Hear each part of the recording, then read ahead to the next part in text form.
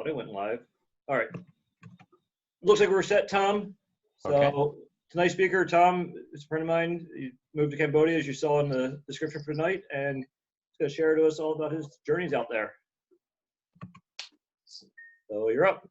All right, very good. So big picture, I've got 4 different things that I'm going to be kind of covering on. The first one is like, I'm going to call it easy riders. And then the second one, we're going to call it like XC races, and then just road biking in general. And then Everesting would be the final one. And it kind of follows the progression of how things went when I first arrived in Cambodia. So a little bit of backstory, like Jeff said. My family and I, we moved to Cambodia as missionaries with World Team. We got there in December of 2017. And I previously worked on a golf course as a golf course superintendent. My wife was working with Johnson & Johnson in finance, and we felt the call to head into Cambodia on a short-term trip in 2014, and it changed us. We fell in love with the country and the people, and fast forward that story real quick, we ended up moving there, and now we're missionaries there. So our first 2 years while we were there in Cambodia was focused on language school and learning language. So when we first arrived, we picked up a vehicle, we got a moto, and most transportation on the roads was, most people are on 2 wheels compared to 4, like it is in the States. So one of the things that we ended up doing is picking up some bicycles so that we could commute into language school.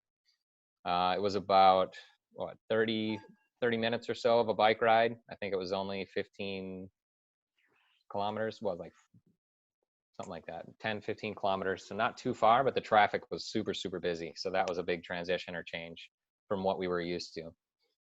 So getting out on the bike and being able to ride, it kind of was really good for just knowing that, okay, we can get out, we can be social, we can get a little exercise. And also going to language school as adult learners, it's kind of like, well, it's a stressful thing and you're trying to learn the language and you don't speak it so well. So having some kind of an outlet where you can be physically active was really important. So before moving to Cambodia, I did do some biking here and there. I wouldn't say it was extensive. It probably had a larger increase since I've moved to Cambodia. And part of it was just you want to be healthy, have good habits and get exercise. The other part is stress relief. And it was easier to get around in town on a bicycle than it was in a car or a moto at times. So I'll start off with the first picture. I've got a slideshow of pictures that I'll go through. This is my family, my wife, Alicia. My older son here, Mason, is in the black, and younger son, Cameron. This is us kind of checking out one of those race course tracks. So this was a mountain bike trail, and on the left and right, these are rice paddies. In the dry time, they don't have them flooded. It's just at the point now where this little trail riding down here is the race course. So that's the path that we were riding down on. But biking was something I was always interested in, and my son was getting interested in as well, but it tended to pull in the whole family as we continued to go through. So the Easy Riders is a group probably pretty close to what you guys have as a meetup group. Most of the people who would show up, we'd go into the center of the town. It was at the Independence Monument, kind of right in the middle of the city. And then we would go on rides that went either on one side or the other of the Mekong River. And there was always a ferry ride involved. There was always a coffee stop. And there was always a bunch of good people that would just want to get out. There wasn't many Khmer people. Like I said, most of these people were teachers at international schools. And it was a real good chance just to get out and see the different parts that are in Cambodia, because you go out of the city just a teeny little bit and you find some really beautiful things. So it was a good group of people. Here we are on a ferry crossing the river. You just ride your bike on there and you pay 25 or 50 cents, depending on where it is, and they just take you from one side of the river to the other.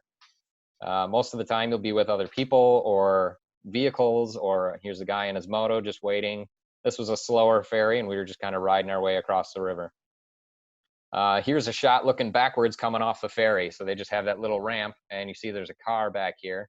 So this guy's going to back up, and there's usually a bit of a river bank on the side. So it's the hills that go down to it.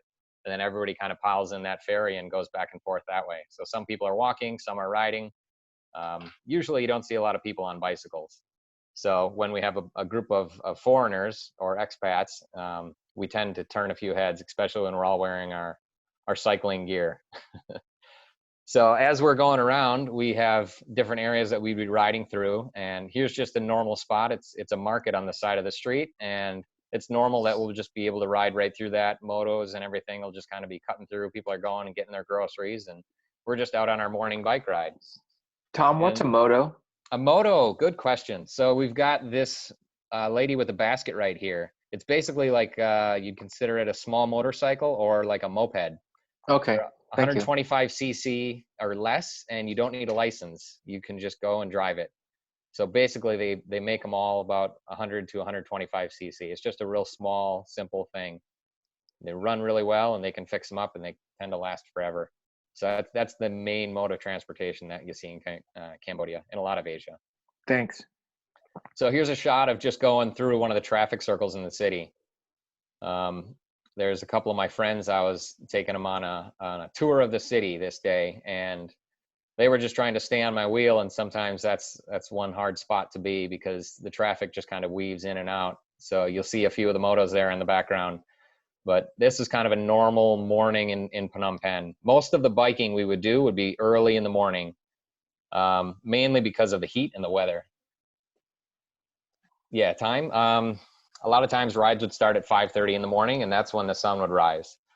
So a lot of people are getting up early. You put a little light on your bike to go to the meetup point, and then people would get together. I know at the Easy Rider group, it would be about 6:30 when we would meet up. So here's one of my friends that came and visited, Jeremy. I think he's on the call as well. This was us just kind of riding around, and there's a whole bunch of Buddhist temples. They call them a wat, but they have the similar architecture to Angkor Wat, which is one of the big tourist destinations of Cambodia. It's the largest religious structure in the world, and they have this whole city, and it's actually where they filmed the movie Tomb Raider was one of them, where they had the trees that were overgrowing it and different things like that. But a lot of the architecture of the different little temples that you have matches and follows what you see here in this photo. But riding your bikes in and around these areas, no problems. You get to go explore all these things, and everybody's just kind of interested to see, hey, what are you doing? Just as much as we're watching them thinking, what are they doing? So this is the same ride that we were on. We just got to the point where we needed to cross over a river. And as you're out in the morning hours, as a few people know, the photography, you're in golden hour. So there are just some absolutely stunning views that you get to see just out in the countryside. So this is in the dry season. So a lot of what you're seeing is a little bit on the dry side. They have a dry and a rainy season. So most of the time that you're out there and riding, in the dry season, it's a little bit on the drier side. Paths are firm. They're not real soft. They're not squishy. You're not getting real muddy. So you can pretty much go anywhere. This is an island in the middle of the Mekong River. It's called Silk Island. And at this place is where a lot of people will come and check different things out. And it's where they have the mulberry bushes and the silkworms, and they go through the whole process of getting the silk and turning it into big tapestries and all kinds of large things. But a lot of silk production happens on this island. That's where it gets its name.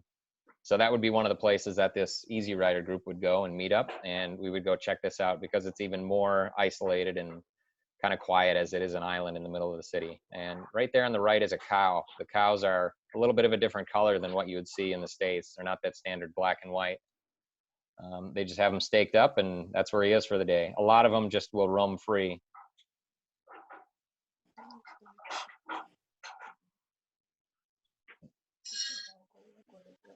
Okay, yeah, so one question is, what was the overall goal of the Easy Riders? So the idea was basically just to be able to meet up, to be social, to get out and ride around, have some coffee, and enjoy each other's company. Guessing that's kind of the same idea that you guys have with the meetup group. So it kind of dovetails that. So, and it's all about getting out on your mountain bike and going and exploring different areas. So they had this idea that if you took a wrong turn, they tried not to backtrack. So the group leader kind of had a rough idea of where he was going. And at times we would get to some pretty nasty or gnarly places. Sometimes we would have to walk the bike through a spot here and there, but for the most part, the leaders had scoped out the areas of what it was looking like, and they knew the group and how adventurous they were, as how aggressive they would go and ride. So this shot here is lotus flowers on the right-hand side that you see the flowers, and then on the left, that's rice. So this is just a little bit of a raised up path. If you follow down this path a little bit further, they have some lemongrass fields. There's a few banana orchards and a few other things that are out there, but you just get to ride through the countryside, and you're really not that far out of the center of the city, and you start to get views like this. For me, it's very recharging, and not being kind of a city person, I was craving areas and different things that looked like this. Here's another look at another place that we were heading through, one of those temples, kind of working our way towards another area, and you'll see different shops. A person's got a little cart there, and they load it up and put a whole bunch of stuff on it and just kind of get to check out whatever's going on there. I know I'm moving quick, but I got lots of photos. So if anybody has questions, feel free to jump in. So what we're seeing here is another market, and people will have their stuff set up on the sides, and they'll sell different things. They have the umbrellas to get a little bit of the shade. People with the motos will come in, grab what they need. It's kind of like you drive up and grab whatever you want. If you look up top on this shot up here, you see all these power lines. One thing that is not uncommon is to see a whole, it looks like spaghetti hanging off of some of these power lines, and that's normal. So what they have is a box on the side of a power line pole, and that's where you have your meter. And from that meter, you're responsible for running your power line to your house. And if something goes wrong, you just run a new line and you don't worry about the ones that are there already. So in the areas in the city, you can get to the point where you're seeing stuff that's just going back and forth and all around and all across. It can turn into kind of an ugly, scary looking mess at times.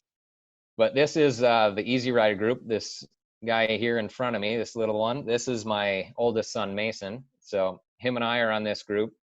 And I found that when we first moved to Cambodia, it was something of a struggle for the kids initially, because obviously they all have their friends in school and different things. But this gave a neat opportunity for him to be able to get out and ride. And he's a pretty strong rider, and some of these guys are going at a fairly good speed, not crazy. The name Easy Riders is a bit of a misnomer. They tend to ride in a quicker pace and go to many far areas, but it gave the opportunity for us to start to make different relationships outside of the family. And he got to hear and meet up with some other adults. So those were some good interactions that we had as we were going. So got a good chance to get to meet a lot of different people who are in the city and see a lot of different things. Tom, there's a question in the chat from Stacy about schools for Mason and Cameron. Do you want to do that now or later on? Sure. Yeah, I can. Yeah, sure. My wife is actually here as well. I can have her talk because she likes to talk about the kids.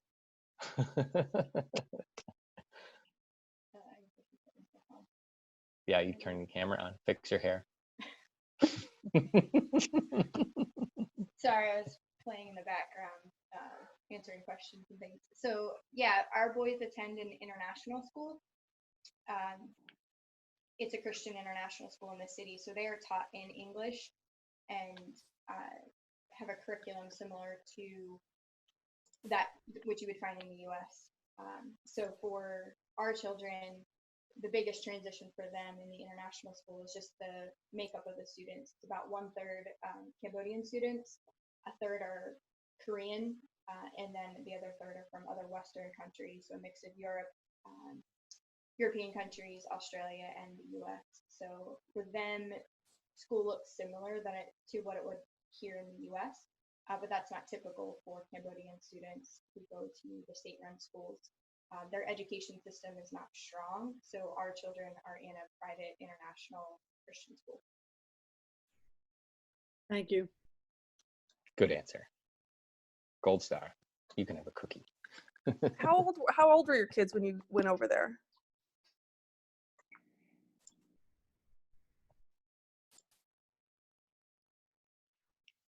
Okay. When we moved, our oldest was 11.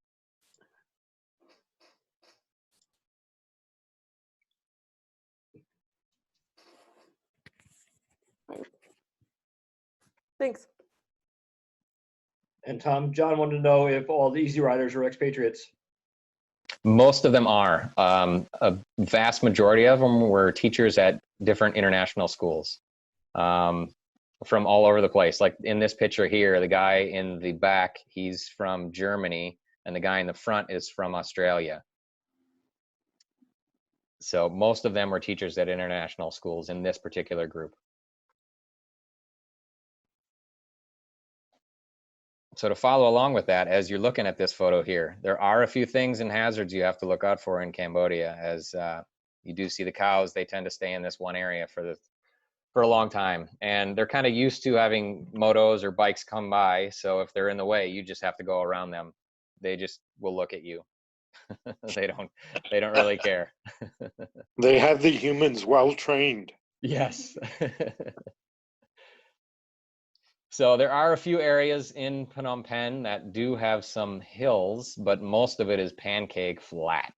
So when you want to go do some hill repeats or go find some areas that have some elevation, there are a few spots. This is a little bit further out of the city on the north side. This is my friend Jeremy. He's on the call as well. Hi, Jeremy. Him and I got to go to, this is the North Prasit Mountain, and there was a mountain bike race that they have at this place. So I took him around and showed him the trail that was there. So this was one of the spots that we do have some elevation, but for the most part, Cambodia is pretty flat in the Phnom Penh area. So this was one of the areas that we were riding through. It was a little bit after the rainy season, but not quite all the way into the dry season. So you've got the rice fields that are a little bit flooded yet. You've got the heads of rice. It hasn't quite turned red. They haven't started to lean over. That's when it starts to get ready for the harvest time frame. But as you're riding through these areas, it's just rice as far as you can see, and it is pretty flat, but it's absolutely gorgeous. One of those ideas and thoughts of the Easy Riders is we don't want to turn around. Well, the last time that this guy went on this ride, this building or this wall wasn't here. So we're right next to the Mekong River, and if you see the lines of where the soil level was on the side, this is where the river goes to when it's in rainy season. So the change of the river is pretty significant. And Phnom Penh is a little bit special because the Mekong River meets down in Phnom Penh, and then the Tonle Sap River is one of the, I think it's the only river in the world that flows in two directions. So in the dry season, it continues to flow out towards the Mekong and then out into Vietnam. But in the rainy season, the Mekong level raises up so much that it turns and changes the direction of the Tonle Sap, and it heads up towards where the temples of Angkor Wat are, in towards Siem Reap, into a big reservoir, and it just fills up the reservoir for the time frame of that season during the rainy season. So the Easy Rider ride this morning took us right next to the river, as they like to go next to the river. It's a lot of real pretty things to see, but we didn't want to turn around, so we thought, I bet you if we carried our bikes, we could probably make it through. And we did, but it made for a pretty fun photo as well. Like I said, this is the dry season. There are some areas that get very dry because it just doesn't seem to rain for months on end. So there's some areas that you find yourself in, and you're just hoping that your front tire doesn't go in one of these spots, as we happen to be cutting through this field. So a few things that you're not quite expecting, and a few things that are a little bit different or a little bit odd. But there is transition into rainy season. So normally this path that we would cut through, we would just ride through where all the water is. So this is part of the time during rainy season, and somebody put up this bridge and they sat on the other end of it, and they were collecting 25 cents for people to drive their motos across. And when the whole group of us showed up on our bicycles, they didn't know whether to hand out their hand and charge us, or we should just ride across. So everybody just kind of smiled, and we rode right across. It wasn't the most sturdy or stable, but it's a temporary bridge, and nobody fell in, so we were good. And some of those dry trails that you could see when we were on the Silk Island area, this is that same island. There's standing water, and the mud just starts to get built up around your forks. And needless to say, at the end of every Easy Rider ride, some people dip their bikes in the river and wash them off, or they go home, and you're pretty much washing your bike every time you head out with this group. And sometimes you can't even see the road. It's just flooded, and you just ride and you think, all right, well, maybe my feet will go under the water. Hopefully I don't hit a pothole. But they don't want to turn around, so we just kept going. It's a lot of fun, a lot of wet feet some days, and There were some people who hit a little spot and ended up going down there, but we all have a good laugh and keep going. So that finishes up the first piece and part for Easy Riders.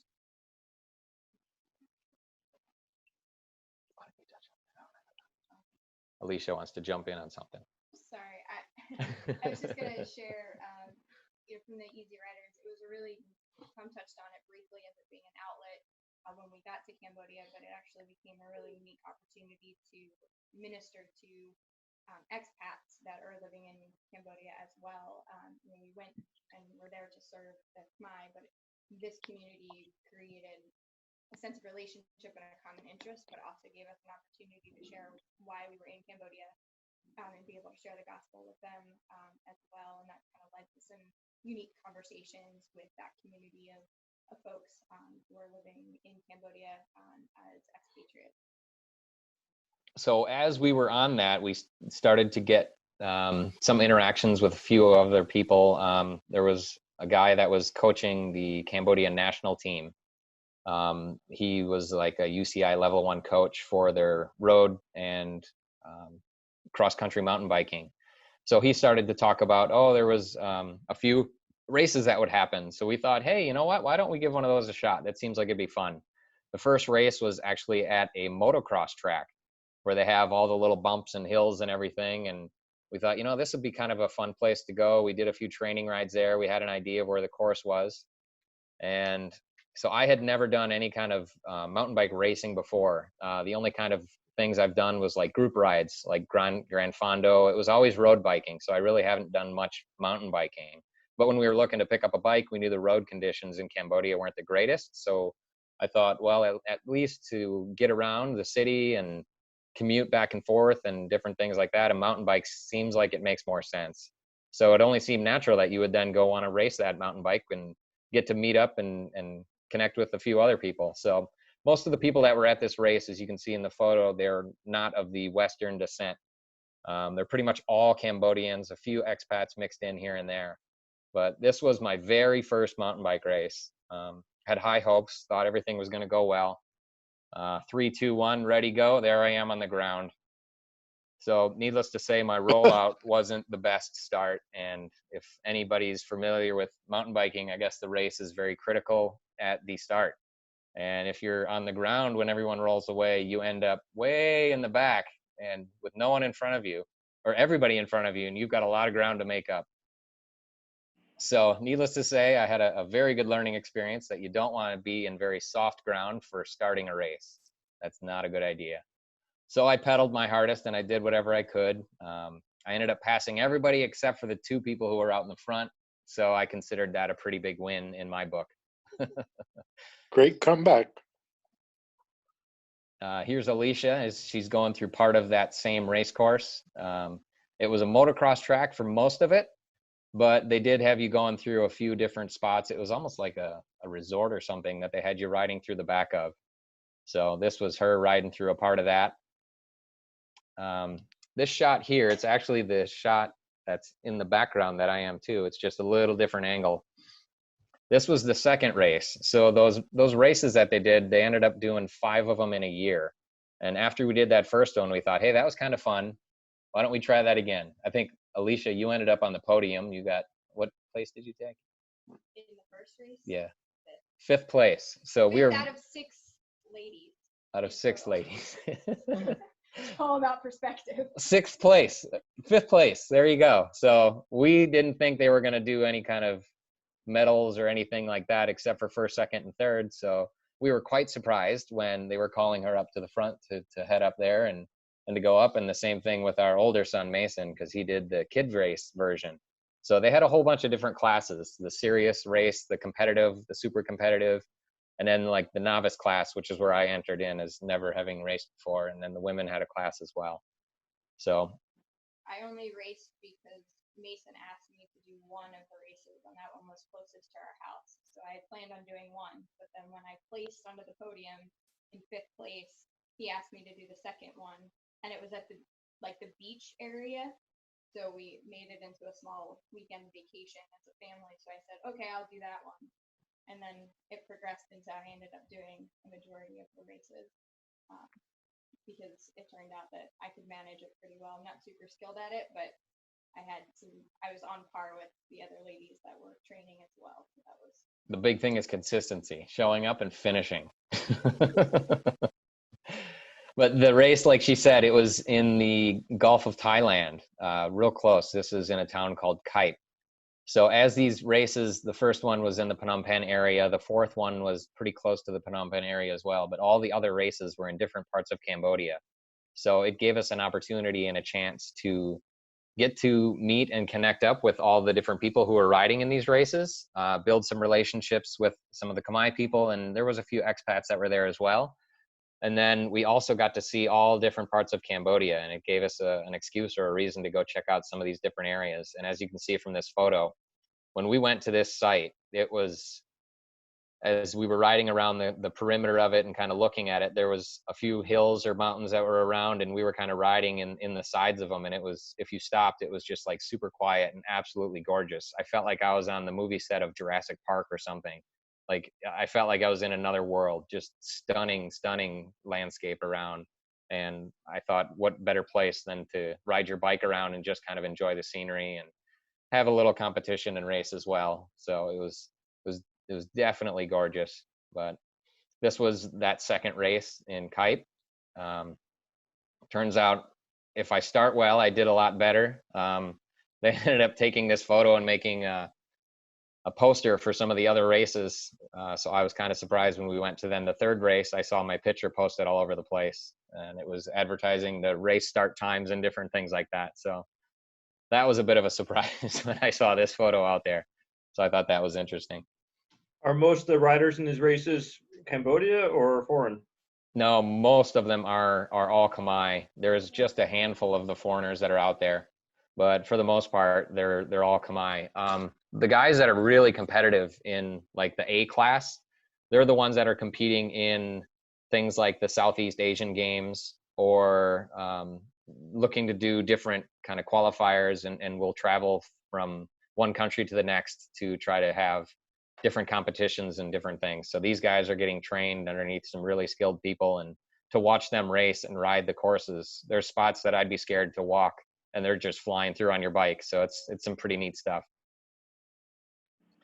So needless to say, I won that race. Mason won that race. It suited our racing needs a little bit better. It was a little bit on the longer side, so we didn't need as much technical skill, and we could just mash the pedals. So I was good at that with a road biking background. I was much better at just putting out some power and just keep going. So the technical stuff is where I fall down a lot and still have a lot to learn. So we did well, and Alicia took second place in that one. She was in a heated competition for second and third, and right near the finish line, she ended up just passing the lady, and the look on her face, there was somebody who was like snapping photos right when it happened, and it was priceless. She just had such a defeated look, and she just knew she didn't have it, and Alicia had the attack look on her face. It was glorious. So as we kept going, we kept doing the different races in the different parts of Cambodia, got to see all the different areas. This one, we ended up starting and finishing in a temple or a wat. And part of the race course, they had us riding down the steps of this temple. As we'd go and practice, you'd see the monks all dressed up in their robes on the side, kind of watching you go down the stairs, and you're kind of feeling like, am I supposed to be doing this? Is this even okay? And you're not really sure, but that's where they had you going. So that's where we rode. Here's a shot just coming across the finish line. Everything, for the most part, is all run by Khmer people. So they do the photos, the timekeeping, everything. So we're just kind of there enjoying the whole, everything that's being put on, and really having a chance to kind of chit chat with other people, because one race goes at a time. So I'd be racing, and then Alicia would race, and then the kids would have a race. So it was a wonderful time just to try to connect and be social with people as well. One of the things that's really interesting about the mountain bike series is because it's a relatively new sport and something that's being developed within Cambodia. So when you have these large gatherings and you see all these people on the bikes, the Cambodian culture, they like to come and watch, and they're kind of drawn in by the crowds of people. And so you've got non-participants who have no connection whatsoever to it, but may live in that surrounding village, that are coming out to see what's going on and cheer people on. And like Tom said, it's staggered throughout the day. So you may start at like 7 or 6 in the morning, and you're there until about 2 in the afternoon. So it gives a lot of time for chatting and building relationships and connecting with people. And since we are part of the minority of folks that are participating, we usually end up getting asked questions around, well, how did you get involved? Why do you live in Cambodia? So again, it's another opportunity for us connecting into a different community of people, and sharing about why we live in Cambodia and what we're there to do, and just minister to those hearts of the people that are around. So it's been kind of a fun, unexpected part of the process. And I snuck a photo of you up riding the course as well. So there she is riding through the different course. This was the one that we were riding on, a lot of those little skinny narrow trails between the rice paddies. Thankfully it didn't rain, so a lot of those rice paddies did not have water in them if you happened to fall off one side or the other. Previous years it did, and they were full of water. And if you fall in and they get pictures of it, it ends up in the video reel, and they love to publish that kind of stuff and make videos of people going down or doing different things. So there she is coming across the finish line. Everybody's having a great time. You can see all the kids kind of lined up behind her, getting ready to do the kid race. The kid race was fun because it was always at the end, and they did it much smaller area, so they kept them real close. And everybody who had finished racing or raced previously would all be around and cheering them on or helping them or help push their bikes through the tricky parts or kind of keeping them going. So that was always fun to watch all the kid races happen. So this was the fourth race then, and just kind of more of the same. Just get out there and try to have fun and continue to build the relationships with the different people and really have a lot of fun. Here Alicia is. She had a group start with the ladies in the VIP class. They considered it, the VIP class was anybody who was over 40 and a little bit out of shape. Or they said, if you're fat and 40, you can ride with this one. And if not, you went in the master's class. So they're not ashamed about asking weights or age or anything like that. It kind of knows where you stand in a hierarchical system to know, okay, you're here, you're here, you're here. And fatness is a sign of wealth, and it's a good thing. So when people say, oh, you look so fat, they actually don't mean any bad by that at all. So here's our youngest, Cameron. He's in that race. As you can see his face, he was kind of having fun, but he was working hard at the same time. And then compare that with our older son, Mason. He's in his glory. So he's absolutely loving all these races. And he was kind of the main driver on why we wanted to enter in or jump into these races. Like Alicia said before, he was the one asking, Mom, can you come do this race with us? And I told him, hey, why don't we give it a shot? We'll throw our hat in the ring and see what we can do. We'll go do all the races. So he had a good battle with a few of the other kids. He's really nice when he's on a bike. So if someone's kind of pushing him out of the way, he kind of moves over a little bit. So not a bad trait, but probably not the best for racing. So but either way, they ended up doing really well, had a lot of good memories made, had a great time just to see so much of the different countryside in Cambodia. And the last race was actually in what you'd almost consider like the Pine Barrens of New Jersey. It was really strange to see like a pine forest in Cambodia. So this was an area that was up on top of a little bit of a mountain or a hill area, and gorgeous area in this place. Never thought this would be part of Cambodia as well. So our youngest showed up for that one, and this was the only race that he completed. So he was pretty happy with his result for that one. And they were pretty tough, and Mason came across the line feeling really good because you can't see anybody behind him. So he took a pretty commanding first place in this one, and that clinched the overall victory for him. So he ended up first place overall. I ended up with first place overall. Alicia ended up with what? Second place overall. Phenomenal finish. Here's a shot of everybody who kind of had placed or just even in the group, because they don't just want to have one person or two. So you kind of have everybody get up there and you all take a shot or a photo. So this was a lot of the group that we would spend a lot of time with or enjoy people that were around. One of the things that you can see from a cultural perspective is in these races, they started super early and you go through all the races, and they wouldn't do the award ceremony until after people ate. So they would always provide a lunch because eating together and community is really important in my culture. So they would provide a meal of rice and some meat, whether it was pork or maybe duck, And so they'd give you your container and then a drink, and everybody would eat. And then once all of that was done, then they would do the award ceremony. So everybody would stick around and be a part of that. And so that was just a unique aspect of the mountain bike series and that creation of family and community that would be different from what you would see in the US. So that wraps up the mountain bike racing for the year. We had a real good time with it. Yeah, I can take a moment. If anybody has some questions or anything, we can field that now. We've got a few other parts. But yeah, on the mountain bike stuff. Any trouble getting equipment or supplies? So bike-wise, if you need parts, sometimes it's a little bit on the harder side for that. If you have motos or those little motorcycles, things like that that break down, or cars, parts are everywhere. You've got totaled cars that are getting shipped in and various things, and there's parts, used parts all over the place. But for the bicycles, most people are buying new. Big picture, in the biking community, we're probably on the really poor end of bikers in Cambodia. So it is kind of a window for us to have a connection in with some of the upper class. A lot of people in Cambodia don't have the extra money just to pick up a bicycle and be able to ride it for leisure or pleasure. It's more of you go hand to mouth. So the money you're making this day, this week is going to be what you're using for food, and there's not a lot of thought of saving or anything like that. So it did give us a chance to connect in with a little bit different demographic than what we traditionally as missionaries would have a chance to connect up with. But yeah, so we had a chance to get to know some of those people, but for the most part, if they wanted something or if it broke, they would go pick up a new one then. So there wasn't a ton of parts, but there are a few bike shops within Cambodia, and there are a few more that are slowly growing in.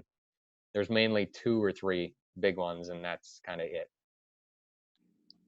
What kind of bike manufacturers are available? The main one is Giant. That would be the one that has the biggest share of the market that's in Cambodia. They've got their big store and a few even branch stores that sell any of their products there.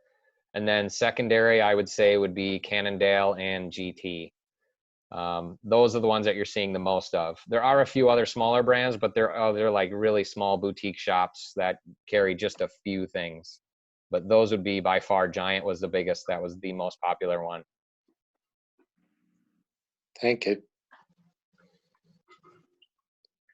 So road biking is all where cycling started for me. So when we first had gotten there, I was thinking, yeah, I should get a mountain bike, and that's what I would use to get around. But I really enjoyed road biking. So as I was going to the different shops, I actually ended up going to the Giant shop, and I ended up finding this road bike. And if you look real close, you see the studded tires on the front tire there. It's a cyclocross bike. And in Cambodia, if people were looking to get a road bike, they would pick up a road bike. So they ended up picking up one cyclocross bike, and I think the next year they brought another one in, and nobody bought them for a couple of years, so they just sat there.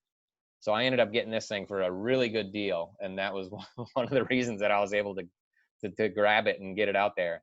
So it was kind of neat to be able to get that bike. But I thought to myself, well, man, if I want to have something that's got a little bit more comfortable geometry and something that can have a bigger tire, run a little lower pressure, soften up some of the harsh conditions, for me, it was a home run. I was like, wow, people are missing out. So I was really happy to get my hands on that bike.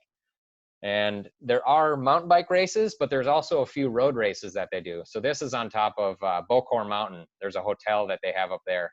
And Mason and I went and did the race first year we got there. So that was a chance to get out there and ride. Again, this was my first road race, and I ended up getting a flat on that first one, a slow leak. So it was a lap, 17-kilometer loop. So after the first loop, I stopped at the finish line and grabbed the bike pump and threw more air in the tire, and then made it around another lap, did it one more time, and then I finished.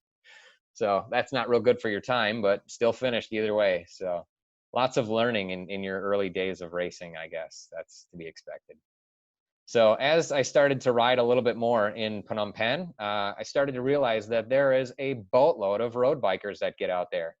So this is part of that group that meets up at 5:30. They go meet at a gas station and they ride one of the main highways in the road. They go down that road and back. They maybe do 40 kilometers each day. And the average speed's about 40 kilometers an hour. What is that? I can't think. It's about 25 to 30 miles an hour. Yeah, Something like that. 26 and a half. So they'd get going there, and then they push it during some of the sprints. They get up into 50 kilometers an hour, and some top out a little bit more than that. And they always want to see who's the strongest, and they ride the same loop, and then it's all pancake flat. So there's a big group of road bikers that they all like going out. So had a chance to meet up with them. And I was definitely the only foreigner in this group. Very little English was spoken in this group. So I guess that's good for my language practice. Kind of forces you to get out there. But in this group, it would fluctuate because they would meet up every day. Some days would be 5 to 10 to 15. Some days would be 50. Some days would be 75 people.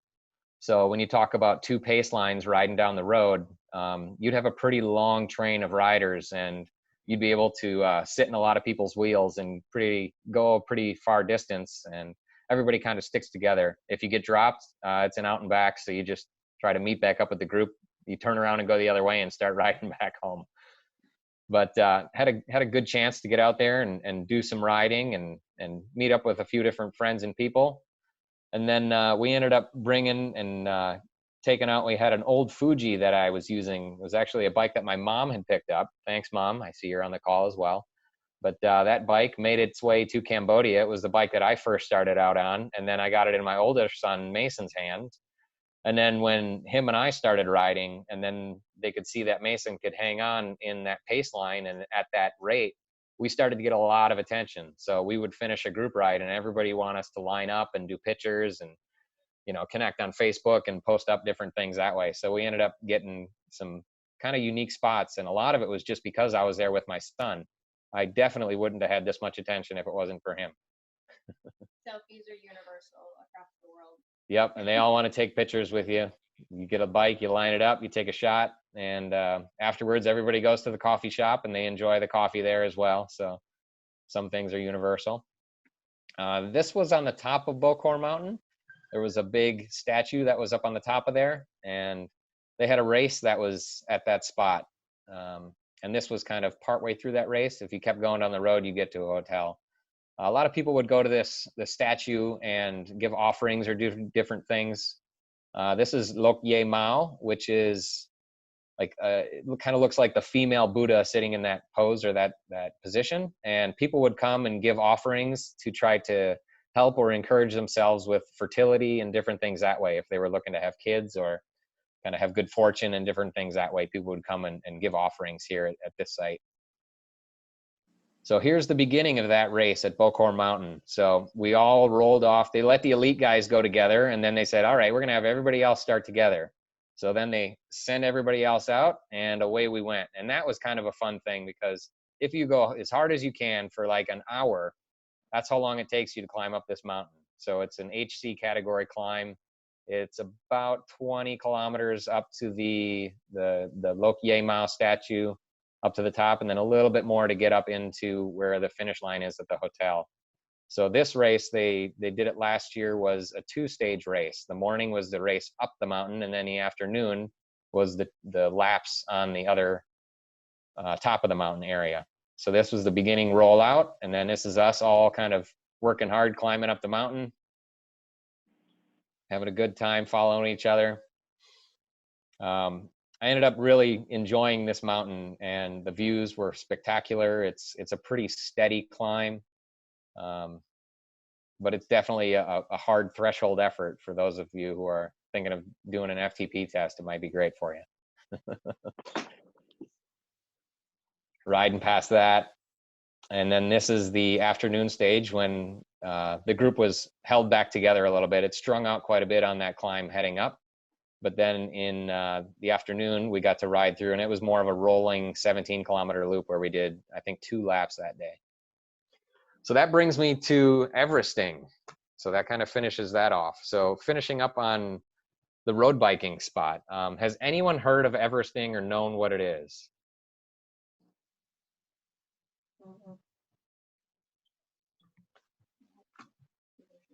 Nope. All right. So like it says on here, it's fiendishly simple yet brutally hard. Everesting is the most difficult climbing challenge in the world.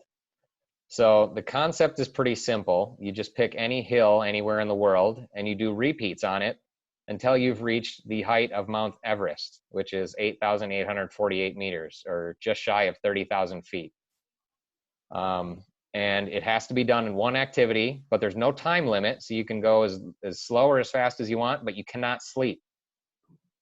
So as I was kind of working through different things and looking at stuff, I don't know how I stumbled upon it, but I kind of caught wind of this. And I thought, man, I wonder if that's something that I could do. I don't really know if I could do something like that. That seems really hard. You know, that's as high as airplanes fly. So I started to think through it. I started to look into it. And it turns out that one of the guys that was the coach of the national team, a guy from Australia, he had done it in Australia on a small climb where he did, I think it was almost 200 repeats of a smaller climb. And he did it with a big group of people. And they all kind of did it together. So I had a chance to sit down with him and say, hey, what is it? What would you do? How is it? And he said, well, if you're going to do it, you got to pick somewhere that's like iconic, somewhere that's famous. Yes, because like when you climb Mount Everest, when you get up there, you take your flag from your country and you stick it up into the top. So they had a website that kind of explained the different things if you search Everesting. When you are the first one to do an Everest on a climb, your name gets kind of put on that one as you did it the first. And if you zoom out from that, if you're the first one to do it in a country, they stick your name on that country and you're the first one that had ever done it. So when I started to look into it, turns out no one in Cambodia has ever done it. So I thought, maybe I should give it a shot. So I didn't know if anybody had attempted it. I just know no one was successful. So when I started talking with Frank and got some ideas and coaching, I wanted to talk to somebody that's done it. He said there is someone who tried to do it, and he tried it on Bokor Mountain, but he didn't make it. He ended up having to bail out. He couldn't do it. So a lot of what it is just a super long endurance ride. So my initial planning, I thought, all right, well, if I'm going to go do Everesting on Bokor Mountain, how long would that take? Well, I figured out it would be 10 times up and down the mountain, and that's 20 kilometers up and down. So that's 400 kilometers bike ride for a day. No sleep, and it has to happen in one activity. So I was estimating that it would take me about 24 hours of riding time.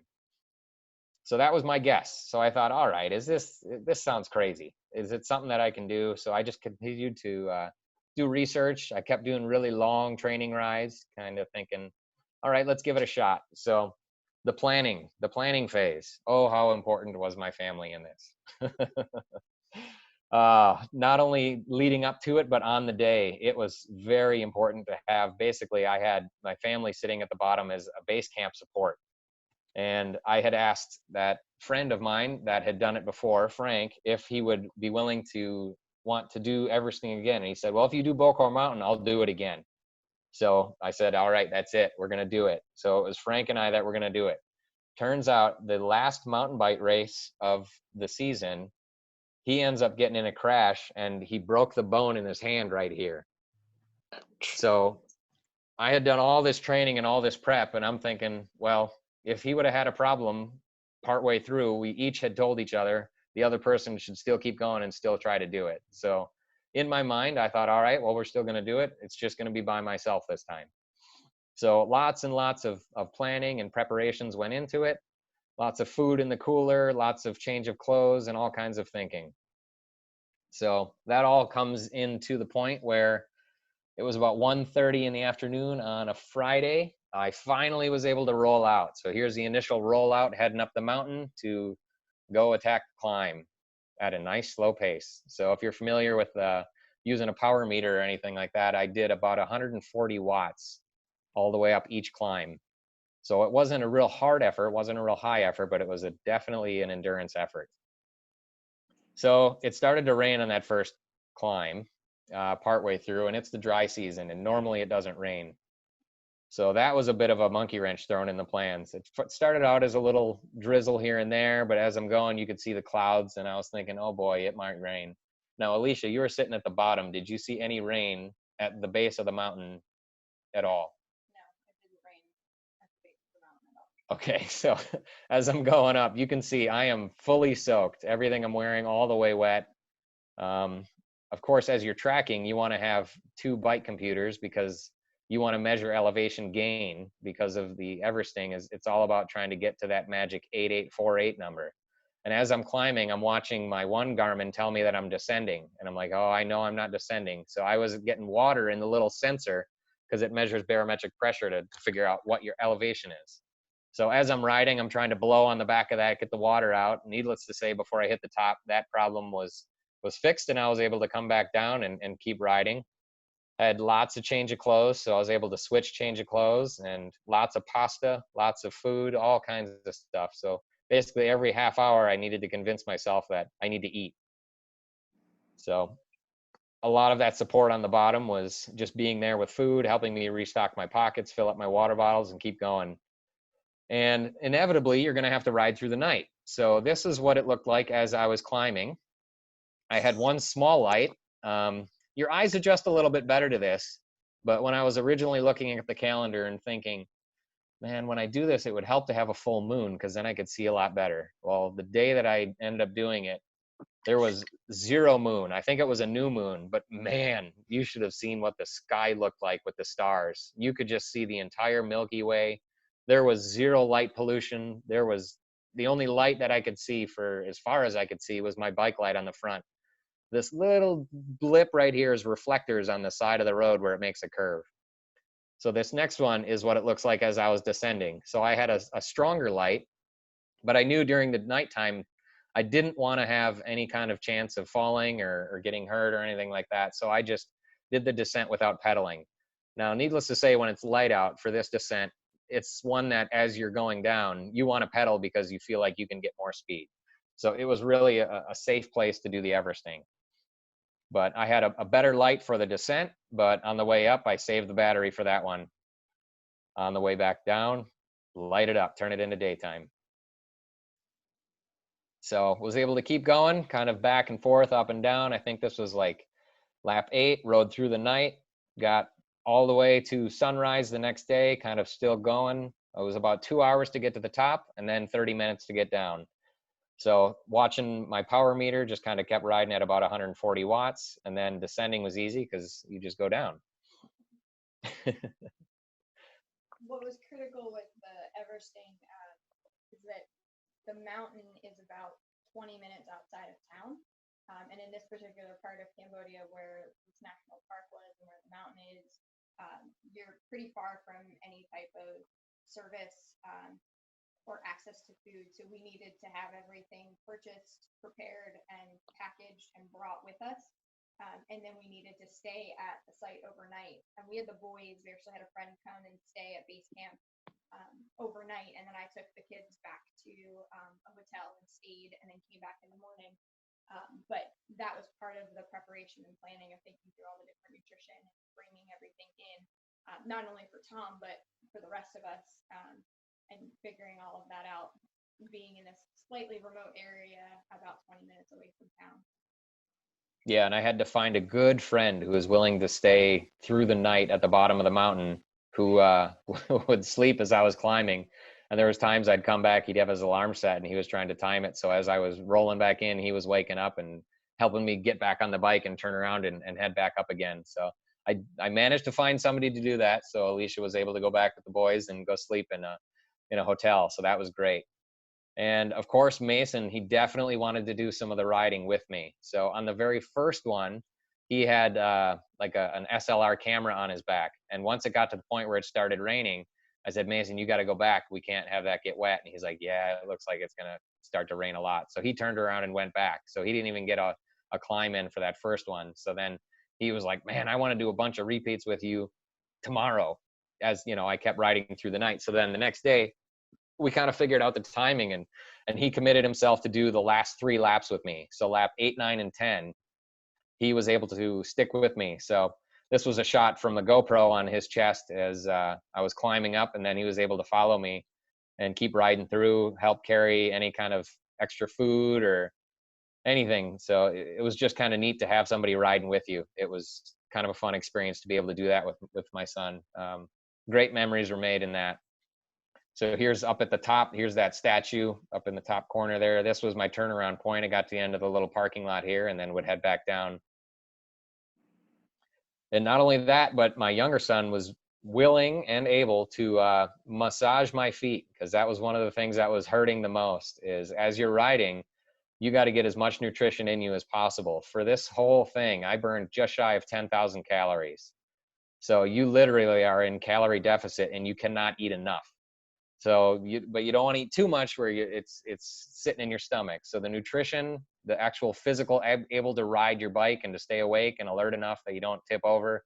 But then after a while, there's just certain things that start to get some fatigue. So as I was going, your feet would just like, oh man, I couldn't have my shoes like tied up tight. It was as loose as they could go. But him just giving those little squeezes on my feet, man, for like an hour, I felt great. So as much as I'm not sure if he fully recognizes how much of a benefit that was, him just doing that, but definitely appreciated that. So here's the finish. I ended up making it. So I was hoping in my plan to be able to finish before it got dark again. Because when you start riding at 10:30 or 1:30 in the afternoon, you ride through the night, and then you ride all during the day, and then in your mind you're thinking, all right, I want to be able to finish before it gets dark again. But on the last climb, I knew some of my turnarounds were taking longer than planned initially, so I knew that last one, it was going to be in the dark again. So that was one of the harder climbs, just to kind of be ready. And I could tell that I was getting quite fatigued, as I think the ride took 31 hours total riding time, 24 hours of moving time. So that last descent, I went nice and slow. Didn't want to have any problems, but it was a blast. So this was a shot at the end when ended up being able to finish it successfully. So there you go. I got my name stamped on the Everesting website for Cambodia. It's all up there, never to be taken down. So that was pretty neat. And if you look real close, you'll see Laos is right there to the north of Cambodia. That one nobody's done yet. So I guess maybe when I go back, we'll have to think about finding a hill there. That or head to Africa maybe. And here's the Strava post from the Everesting. So there's all your stats if anybody wants stats. So it was 24 hours and 53 minutes of moving time, 31 hours and 8 minutes of elapsed time. That was 10 times up and down the mountain for the total elevation gain of 9,031 meters. I wanted to do a little extra because the last thing I wanted to get close and not make it. So that's the end. Yeah, so I would just say that what's been interesting is that cycling has really become a big part of our family activities in Cambodia, from a stress relief, an opportunity to bond together as a family, from Everesting, being the culmination in something that had been planned for, that we were all involved in, even to just biking around. Both of the boys ride their bikes to and from school each day. Tom and I ride our bikes for errands as well, and so that just kind of, it's a big part of how we manage kind of the cultural stresses of living cross-culturally and living and being able to get outside of the city for that stress relief. So it's kind of been a really neat avenue for us to decompress and bond together as a family, while also being able to connect and meet different people. So it's been a fun part of our life in Cambodia that we didn't anticipate or expect. So that's been really kind of neat.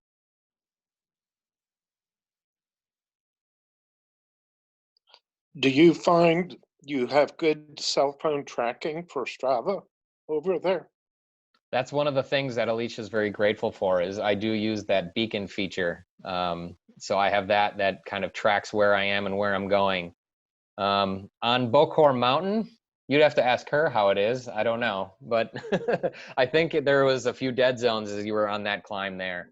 But for the most part, anytime you're in and around Phnom Penh or any of the other areas, it's able to track where I'm going really well. So if I was to have any kind of an issue or go down, I've turned off that auto feature that has crash detection on some of the Garmin head units. I don't want to send false positives. So I just let her look at the website and figure out where I am. But for the most part, I've never looked where I am on myself, but I know you've tracked it and seen, oh, he's this far out, or knowing where I am and when I'm coming back, or getting an idea. Because obviously to do a ride that's, 24 hours long, you have to do some pretty long training rides.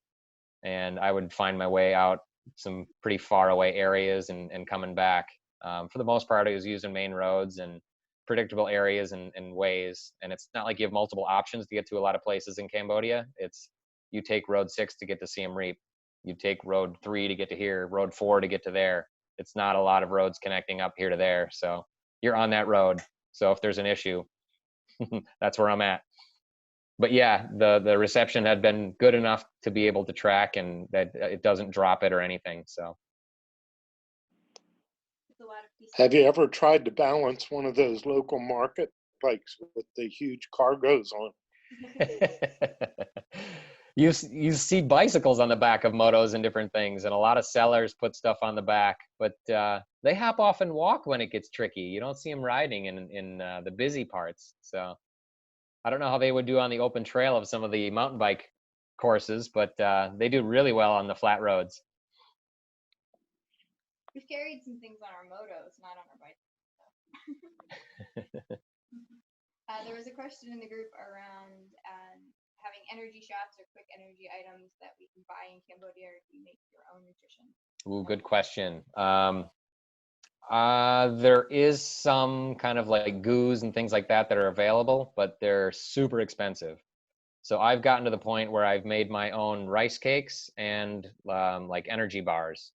So when you think of a rice cake, it's not that crunchy circular thing. It's more of what they have like in the professional bike peloton. I found the guy that was working for Team Sky and Education First and kind of copied his rice cake recipe. And it's been something that as I go on rides, I would share with different people. And it's this wonderful little rice treat. Alicia doesn't think so, but like my son would come home from school and he would eat a rice cake every day. So it's basically rice and cream cheese and a little bit of sugar.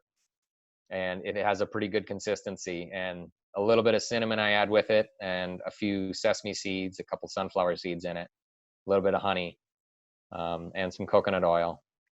I make it in a rice cooker, I refrigerate it, and then I cut it into bars and I put it in some different things. I don't know, Jeremy, you had one. What do you think of it? Yeah, he's muted. You have to unmute first. There you go. I'll unmute. Hey, it was definitely better when I had it fresh than the one that I let Kim try when I got back to the States. That had been cream cheese goes bad fast. It's probably the hardest ingredient to find, but rice is in ample supply in Cambodia, so it's a inexpensive, nutritious. Because you need about 60 grams of carbohydrates an hour. And when you try to actually look at what's on the back of bars, to meet 60, that's what your body can be able to take, unless you start to get in some of the sugars as well. Then you could get up to 100 grams an hour. But if you just try to eat 60 grams of carbohydrates each hour, that's a bit of a challenge in itself once you start to look at some of those nutrition facts or what's on some goos or different things. But in order to prevent yourself from hitting the wall riding for that long of a duration, you really got to get in those carbohydrates. The cream cheese gives you a little bit of the slow burn. Yeah. One of the things that's really nice though is because of the way villages are set up in Cambodia as you're riding, access to liquid and rehydration is super simple and really cost effective. So you don't have to carry a lot with you, and you can stop at different places. So Tom has befriended a lot of sellers, we call them Netlos and Khmer, that have their stands in these different areas, either at the temples or at the base of those different places. So if he was doing repeats, every time he'd come down, he would refill in water, and they would just have it all ready to go. And you're just getting invited, and then they'd ask about meeting the family, and if we would go out to some of those training rides, we had this natural community and a place to rest in between. That was always really kind of fun. And we call it the orange coolers. Anytime you saw an orange cooler anywhere in Cambodia, you knew it was filled with cold drinks, whether it was soda or teas or fruit juices or water. Or just and fresh coconuts. You see fresh those around a lot coconuts. as well. Yeah, so that was one thing that makes it different in riding in Cambodia versus in the States, where you have to do a bit more of that planning, or you're in more remote areas where you don't have access to stores. In Cambodia, it's just stalls at people's houses or along the road, which makes it really simple. And even fruits and like snacks that you might need to purchase, really efficient and convenient. Yeah, I found myself carrying much less fluid than I would when I was in the States, because you never know where you're going to be able to find something as you're out on rides and different things. So fluid-wise, I was never really concerned in Cambodia. Coming back here, when I did a few of the longer rides when I just got back, I was like, oh yeah, I need to make sure I have enough fluid with me. So that's more of your limiting factor of how far you can go is your fluids. And you can't go in gas stations or anything now because people are scared. So. Did you have entry fees for the races? Those were some pretty nice trophies. Yeah, they were nice plastic. But no, they did have a few entry fees. Needless to say, I think we ended up with more gift cards that offset the cost of what the entry fees were for purchases at the bike shop, which, you never have enough money for at a bike shop. So we were pretty happy to trade those services that way. But yeah, there was a few entry fees, but not large at all. Typically, the fees for the Cambodians are a lot lower than that for foreigners. But even for us, it's such an early part of the process. They're about $10, $15 to enter some of these races. So it's pretty cost effective. And then for the Cambodians, it's probably even less as they try to draw up interest and get the word out. Cool. We got a question in the chat from Bonnie about animals and wildlife.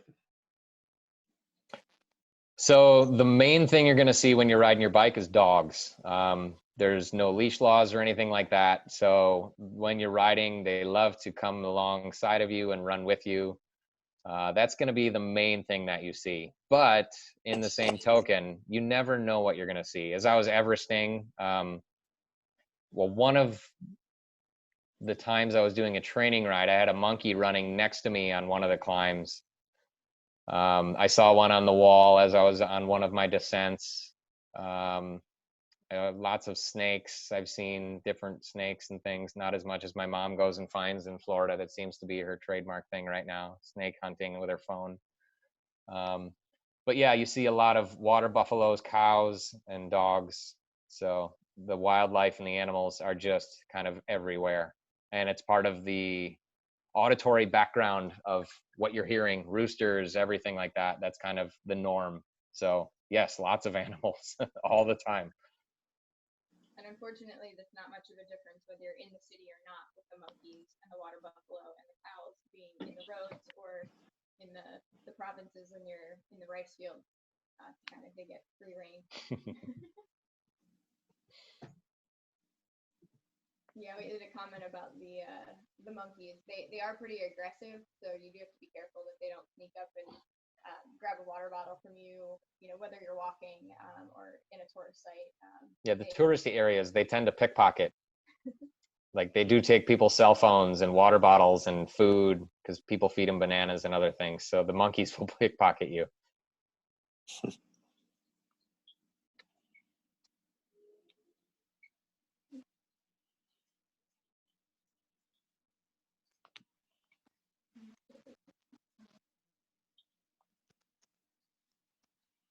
Before you left, you said most of your cycling was in Cambodia. Did you do any kind of organized stuff in the U.S. you can compare it to? I did some things with like the Suburban Cyclist Unlimited. I did like the Bucks County Fall Classic rides, the Quad County Metric Century. The biggest ride I did was actually called the Nightmare Tour. It was 177 miles, perimeter ride of Lancaster County. So that's not real flat. That was probably my biggest ride that I had done previously, as far as before the Everesting. The 400 kilometers tends to blow that out of the water, but that was previously my most challenging thing was that nightmare tour. It was one of the qualifiers for the RAM, the Race Across America. So there was a few people who did some 24-hour things in associated with that, but I knew that was a fun ride. So If you haven't noticed, he likes extreme. the long stuff. Takes things to a whole other level compared to the average person. But it's kind of been neat to watch Mason follow in his footsteps and be really interested in it. And it, Mason's already asked if he wanted to do the full Everesting, and as mom, I said no, but let him do part of it. And so he's eager to be able to get into some of that and look at where his opportunities are to push himself and continue to challenge himself in different ways. I was just looking at the website to get some of the graphics for the talk here, and as I was looking, they've started a new thing for half Everesting now. So I haven't told him that exists, but once I do, I'm pretty sure he's going to want to go find something somewhere to see if he can do that.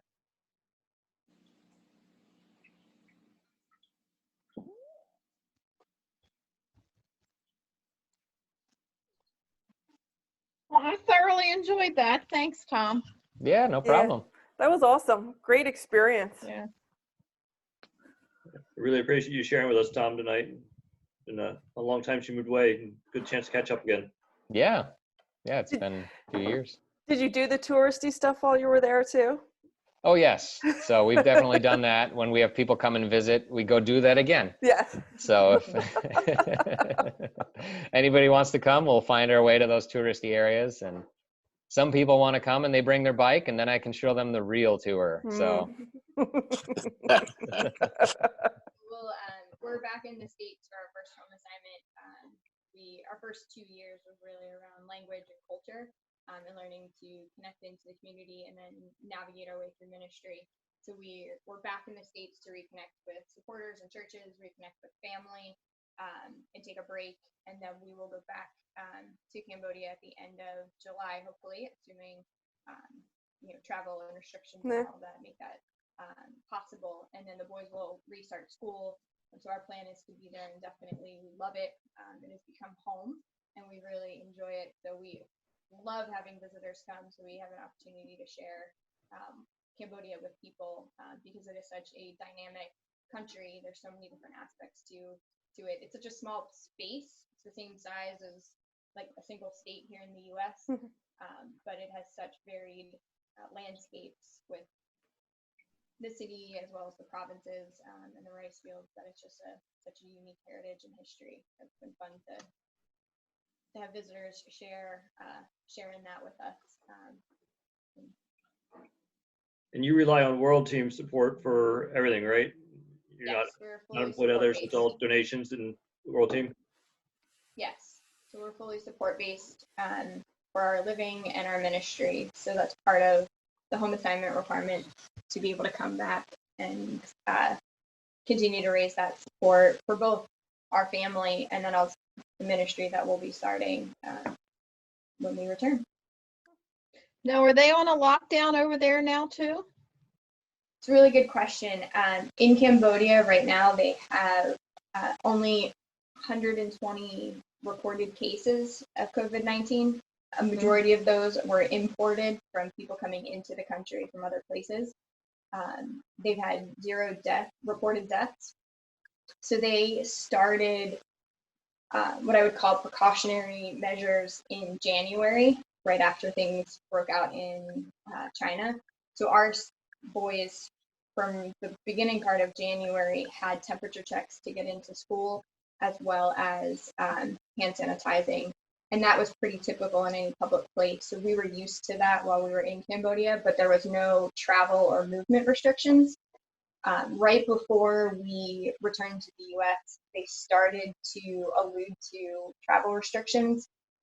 This past week was the biggest holiday in Cambodia called Khmer New Year.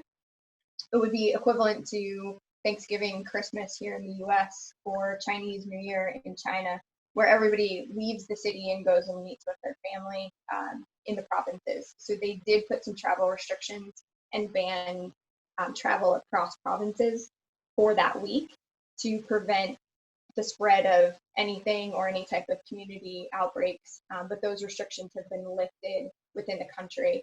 Most people are staying home. They've restricted large gatherings and any type of religious gatherings. So it's just smaller meeting with family and conscious social distancing in Cambodia at this point.